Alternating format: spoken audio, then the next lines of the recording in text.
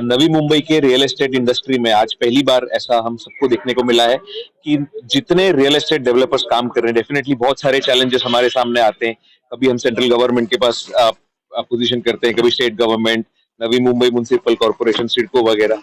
सारे real estate developers ने साथ में आके ये डिसाइड किया है कि हमारे जितने एसोसिएशन है, 10 association together have come on one front today. और ये जो यूनिटी दिखाई है, जो एकता दिखाई है सारे रियल एस्टेट एसोसिएशन के द्वारा, इससे और जितने भारी संख्या में सारे रियल एस्टेट डेवलपर्स ने, अपेक्षा से ज्यादा लोगों ने इसमें आज शामिल होकर जो यूनिटी दिखाई है, मेरे ख्याल से रियल एस्टेट इंडस्ट्री में एक क्रांति लाने वाली आज की जो ओकेजन है, ऐसा इसको मैं कहूंगा।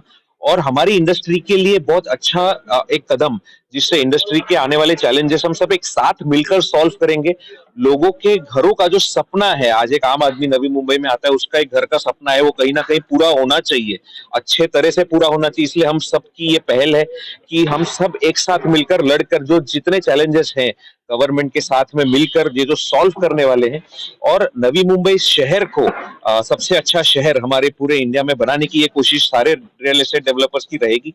और इसलिए हम सब जो साथ में आए हैं, मेरे ख्याल से सारे जो डेवलपर्स आज जुड़े हैं, उन सबको मैं अभिनंदन करूंगा, उन सबका शुक्रिया अदा करूंगा। और इसी तरह हमारी यूनिटी जो है एक साथ बनी रहे, और इस शहर को, जो हम सिटी ऑफ 21st सेंचुरी जिसको जानते हैं, पूरे इंडिया में एक मॉडल की तरह प्रेजेंट करें, ताकि हमारा शहर जो है अगले लेवल पर जाके बहुत सारी ग्रोथ, बहुत सारा पोटेंशियल जो इसमें दिखता है, वो पूरा अचीव हो सके। और इसके लिए आज हमने पहल की। Today's seminar was on information on two subjects. Latest तो एक तो बजट का जो था रिव्यू ऑन रियल एस्टेट, एक वो था, और दूसरा ये था कि GST implication on joint development. सबसे बड़ा आज के इवेंट का ये था कि 10 एसोसिएशन साथ में आके ये इवेंट किया। न्यू मुंबई की सारी एसोसिएशन के सारे डेवलपर्स, इस 10 एसोसिएशन के अगर आप नंबर पढ़े तो मोर देन 500 डेवलपर्स है।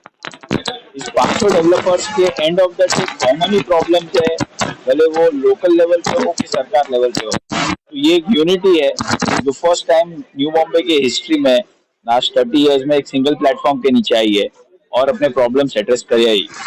सो GST on builders and developers एक बहुत कॉम्प्लेक्स इश्यू है।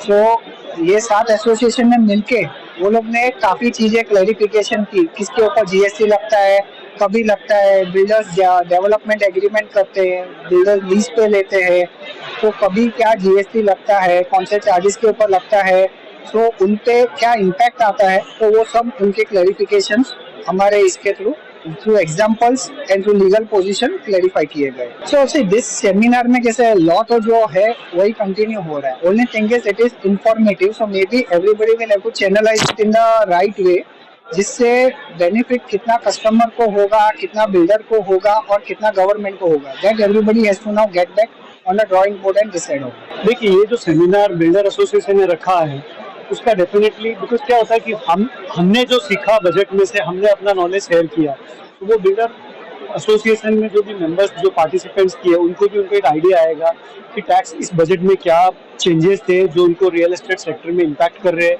In terms of capital gain and all. तो ये इस टाइप की जो सेमिनार होती है ये हमेशा बेनिफिशियल होती है और वो करना भी चाहिए। देखिए, जो बजट में इस बार जो चेंजेस लाए गए हैं कि भाई कैपिटल गेन का कंट्रीब्यूशन कैसे होना है, कि जैसे अगर आपने प्रॉपर्टी 23 जुलाई के बाद में बेचा, 23 जुलाई 24 के बाद में, तो उसका जो लॉन्ग टर्म कैपिटल गेन है उसके ऊपर आपको इंडेक्सेशन नहीं मिलेगा।